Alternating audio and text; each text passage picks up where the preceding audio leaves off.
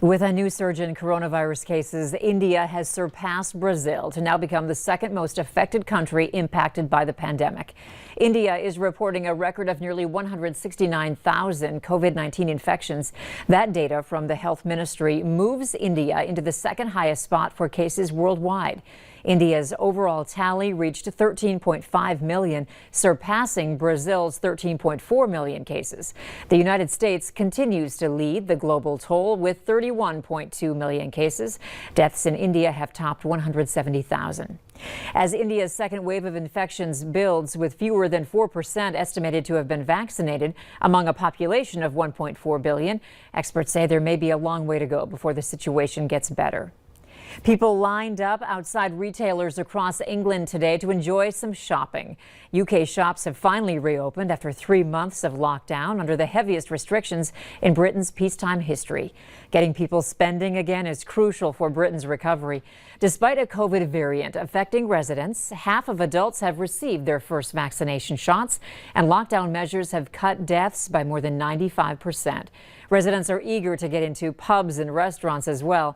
They will be able to serve outdoors starting today, but indoor service will not be allowed until May 17th at the earliest. There's been an increase in phishing scams during the pandemic. That's where con artists send emails and texts hoping to reel in victims. Nancy Chen tells us about a new scam that targets people who are already down on their luck. The pandemic led to job losses and people signing up for unemployment benefits online, something con artists have keyed in on. How successful have these scammers been? Oh, these scammers have been very successful. Unemployment fraud like this is happening all across the country in every state. Steve Reagan is with Akamai Technologies and recently uncovered a fake New York unemployment website that looks like the real thing. It's since been taken down, but Reagan created this one to show us how it worked. Scam artists send a text or email directing jobless workers to their website. After a username and password are entered, the fake site asks for their mother's maiden name and PIN number. Once the information is entered, users are actually sent to the real New York page. Do people who enter in their personal information on these fake sites even realize that they've been scammed? No, they do not.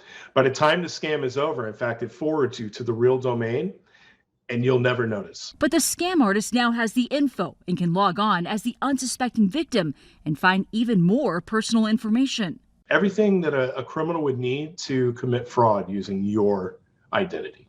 Last year, the FBI received almost 250,000 complaints about phishing scams, with people losing around $54 million.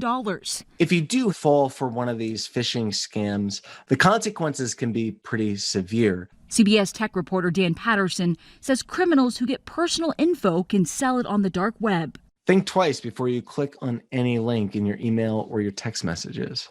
One way to spot a fake site is to double check the URL. For example, this looks like a legitimate Google site, but it's not because of the .tk at the end. A small difference that can lead to big problems if your info ends up in the wrong hands. Nancy Chen, CBS News, New York. Experts say to be cautious clicking on links in emails or texts and to be careful with your personal information. Never give out your credit card or PayPal information over the phone. Stick around. Hutch will have another look at our forecast next.